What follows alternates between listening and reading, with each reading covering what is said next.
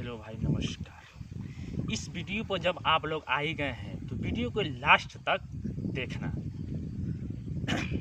एक दिन एक लड़के के घर एमराज आता है और बोलता है लड़का से, आज तुम्हारा आखिरी दिन है, तुम्हारा लिस्ट में सबसे पहले आज तुम्हारा ही नाम है, तुम्हें मेरे साथ चलना होगा।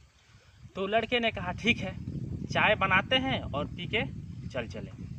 लड़के ने बड़ी होशियारी से चाय में नासा का गोली मिला दिया, एमराज को पिला दिया। एमराज ने चाय पीकर सो गया। फिर लड़के ने बड़े चालाकी से लिस्ट से सबसे ऊपर से अपना नाम काटकर और सबसे नीचे लिख दिया।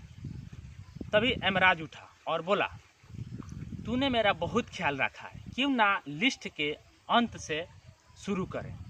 देखो भाई, किस्मत का लिखा कभी टाला नहीं जाता, जो लिखा है वही होता है। और एक बात आपसे रिक्वेस्ट मैं कर रहा हूँ, वीडियो में आए हैं तो कि ये लाल रंग का जो बटन दिख रहा है ना, इस पर आपको टच करना होगा, क्योंकि इस पर आप टच कर दीजिएगा तो मेरा सब्सक्राइबर बढ़ जाएगा, क्योंकि मेरा सब्सक्राइबर बहुत कम है, बहुत ज़्यादा कम है।